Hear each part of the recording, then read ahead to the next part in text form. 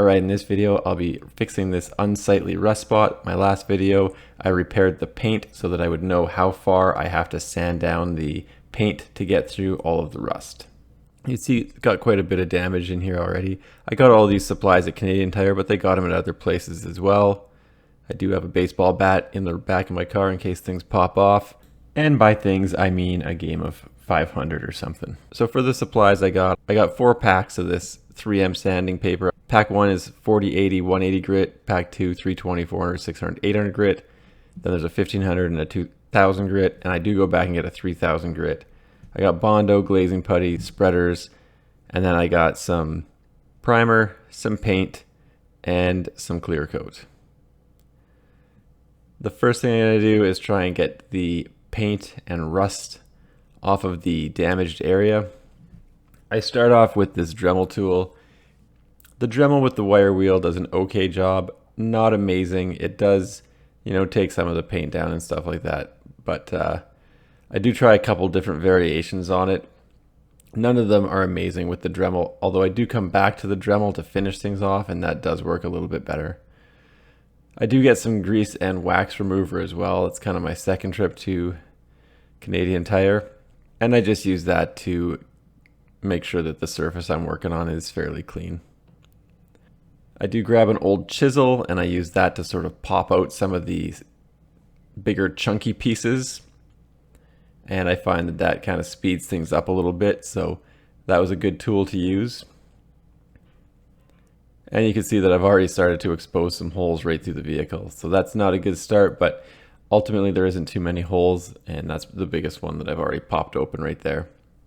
So I did find that the chisel did a pretty good job of clearing up some of the larger stuff. And I do peel back this weather stripping. Once I sort of get into it, I figured I might as well go as deep as possible. And I work this chisel for a while. Once I've done a bunch of chiseling, I go to the 40 grit sandpaper and I use that for a little while as well. Ultimately, I do bust out the angle grinder on this, very gently though and very carefully, just to get through some of the sort of harder metal bubbles, I guess, that weren't necessarily coming apart with the sandpaper or the Dremel tools. Like I said, very, very carefully with the grinder. I kind of took it on an angle, then went back to the sandpaper, went back to the Dremel. And then you can see there's some very small perforations that go right through the body. And then there's that sort of one larger perforation, which is about the size of a dime, give or take. Canadian dime, not an American dime. And once it's looking fairly decent like this, I do switch to finer grits of sandpaper. I think that's probably an 80 grit or whatever. So I don't just stick with the 40 grit the whole time. The dog got lonely in the house, decided to join me out in the vehicle. And that's pretty much how I finish off with this stage of it here. Quite a bit of work actually to get through there, and I was a little bit bummed out to find out that there was holes right through the vehicle. Now the Bondo has this mesh inside of the containers, sort of came with it, but I can't very easily access that area. You kind of have to reach between the body a little bit. It's not a clear, easy reach through, but I was able to stick it in there. However, I did have to clean it first with some of that wax and grease remover to get it to stick, and you can see that it's kind of in behind there. It does actually, the mesh does fall out, so it was a complete waste of time, but the intent was good. The Bondo sort of knocks it out. I didn't film myself mixing the Bondo. I guess I just didn't hit the button hard enough or whatever, but just like the container says, I took a golf ball size amount of the Bondo and then added about 3 centimeter strip of the hardener, mixed it up, and then I started spreading it on. The Bondo comes with a little spreader inside, but I found it was useful to have a couple extra spreaders as well. Pretty much from this point on, I do wear the dust mask the whole time. I think this is a P100 mask, but the Bondo isn't something you necessarily want to breathe in dust form. I do 2 layers of Bondo on this. I did the first layer, sanded it down, and then I put on a little bit more just because of that dip that was from where that hole was. and that mesh fell out, so it didn't hold everything in place well enough, so that the Bondo sagged. So I do come back over this and add a little bit more Bondo to that just to fill in that hole a little bit better. Because that's probably a little bit bigger than the glazing putty would handle. Like I said, a little more Bondo, went to bed, left it overnight, was happy that nobody robbed anything out of my vehicle, and then sanded this down. And that's what I was left with once it was all sanded down. So it's looking pretty good, looking pretty smooth. Obviously, I did make some scratches a little bit wider than maybe I would have wanted to. But it's fine because once I primer it and paint it, the primer and paint go way beyond those scratch marks.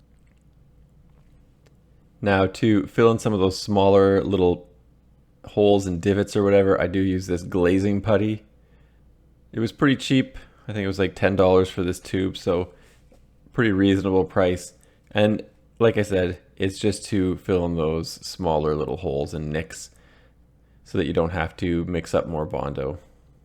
And again, just using the little spreader, push it in and make sure everything's smooth. And I'll come back later once it hardens up and I will sand everything down one more time. So for these final sands, I'm going to do the 180 grit and then I'm going to go to 320 grit, and then that's pretty much it. It'll be time to go to the primer. And just like before, I am wearing the dust mask. Like I said, even though I'm outside, I don't want to breathe in Bondo dust. I do use the shop vac to suck up the dust while I'm doing this, just so I could get a good visual and make sure that it's looking pretty smooth. And then with the 320 grit, I'm really focusing on ensuring there's no hard transition between the Bondo and the vehicle. And as a last step, I will take a little bit of 400 grit and just buff it down a little bit in an effort to ensure there's no deep scratches. To get the last little bit of dust off before I primer it, I use that wax and grease remover. And then we're good to primer. So for the primer, I do use the tape and boxes, and I keep everything sort of isolated just so I don't get the primer on anything else. Because obviously you will notice if you get primer somewhere where you don't want it. And because you sand the primer before painting, it's not a big deal if you get a bit of a hard edge. A little bit later on, I do take everything off when I'm doing the paint and the clear coat. First coat's pretty light. I'm really only waiting about 10 minutes between coats for this. So after 10 minutes, come back and give it another couple squirts. Third coat of primer. Not very different than before. And all the paint I got for this is Duplicolor, and this primer is also a scratch and damage hiding primer. So it will fill in some of the smaller scratches on your vehicle, although it won't do anything that's very deep. And this is the final coat of primer. So now I'm going to go to 600 grit sandpaper and 800 grit sandpaper. And like I said, it was important to have the tape and cardboard and stuff on the vehicle so I didn't get the primer anywhere that I didn't want it, because then I would have had to sand that off from a different location as well. Once I start blending things, I do take the tape and cardboard off just so I don't get any hard transition lines. Couple things I found while doing this, it would definitely 100% be better to do the entire panel at once. Overall, it does come out pretty good and it does blend in fairly well, but it's not perfect by any stretch of the imagination. Obviously, I'm painting a 10-year-old vehicle, and the paint and clear coats are going to look a little bit different. It's not going to be a 100% factory blend here. So keep that in mind. And the other thing I would say about this process is if your vehicle is very expensive, doing a spray paint can repair outside in the wind is probably not what you want to do. If you got a $10,000 Canadian vehicle and a couple paint imperfections don't really impact the value of it, then you know what, it does turn out fairly well in my opinion, but you'll have to wait and see. So one negative thing about this paint is that they didn't actually have a perfect match color at Canadian Tire. They list one as perhaps existing, but they don't carry it. So I went with what's called universal black, which is probably not a good start. And if you have a vehicle after having done this, I would say you definitely want to get that perfect color match, and going with something that's called universal black might not be the way you want to go. Not to foreshadow the outcome of this. I do wear the P100 mask while I'm working outside as well. And just like the primer, I do 10 minutes between coats for the paint. So you'll notice I took off the tape and everything, and I've just left the tape and cardboard on things that I definitely don't want paint on, like the lights or the rubber trim. So full disclosure here, I was only going to do 3 coats of paint on this. However, as soon as I finished the 3rd coat of paint, one of my kids came up and put his finger in the paint. So I did go back with 800 grit sandpaper and just sort of buff it out. And then I did 2 more coats of paint after that. That was sort of unplanned though. So for the clear coat, I'm also using another Duplicolor product. And it pretty much the same as the paint and the primer. Every 10 minutes you could do another coat. And then I try to feather it into the existing paint and clear coat on the vehicle. So obviously going a little bit heavier up top and then blending it in down as it gets lower. One thing that I wish I was a little bit more careful with is the placement of the piece of tape that I have on the Nissan emblem. I didn't think I'd be going out that far, but it does put a bit of a line on the clear coat. So I do have to put a little bit extra effort into buffing that off later. So just keep in mind that you also might have to go a little bit further out than you had thought. For the clear coat, I did 3 of the light coats as per the recommendation, and then I did 1 sort of last slightly heavier coat. And really the only other thing I would say is that you want to keep the cans moving at all times so that you don't get a big heavy amount of paint or primer or clear coat in one area.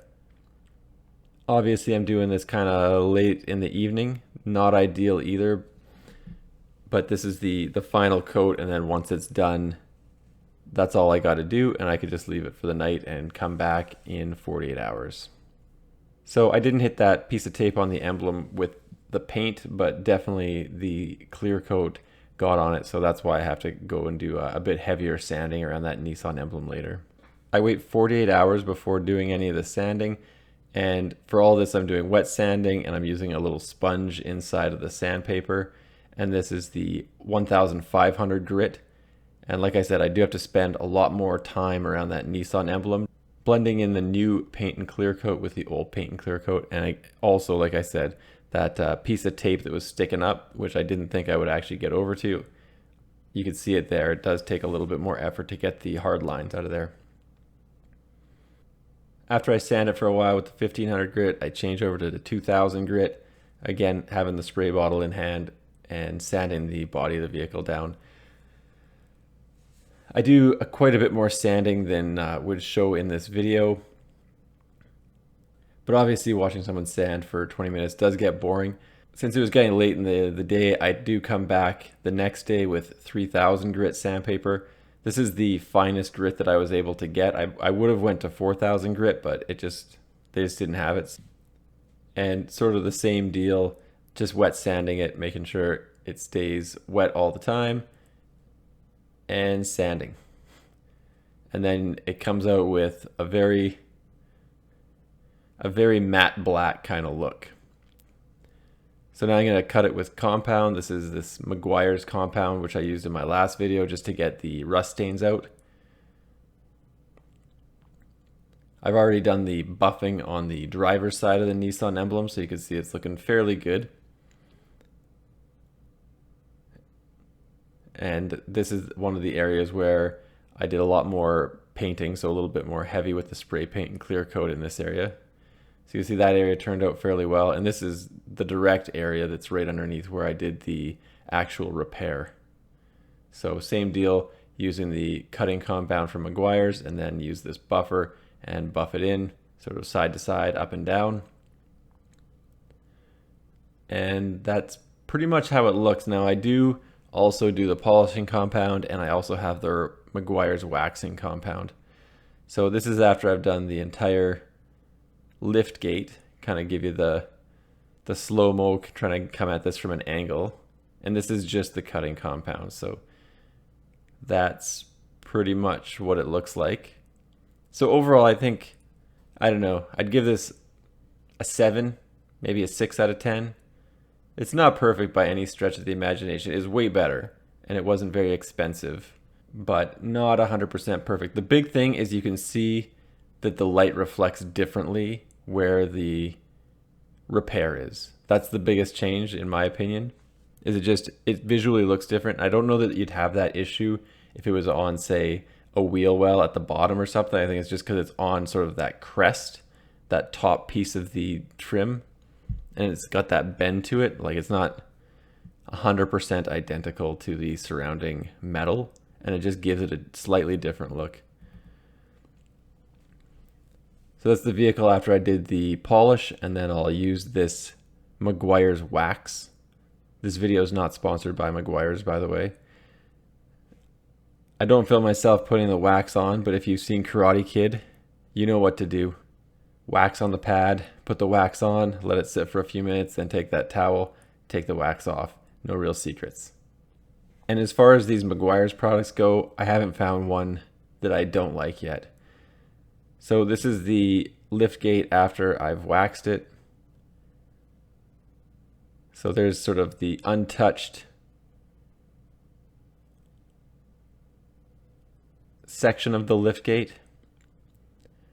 And there you can see coming across where the repair was. And you could sort of see it there. Like I said, it's not rough. It doesn't look rough. It's just not perfect in all planes. So it does reflect light a little bit differently, which you wouldn't notice walking by or just driving behind this thing, but obviously if someone's really fine-tooth combing this thing, they would catch that. They would see that. And for a daily driver with 250,000 K for mileage, it's fine. I'm pretty happy with how it turned out, actually. Overall, pretty long process, but definitely a learning experience. Anyway, thanks for checking out my video. Don't forget to like and subscribe.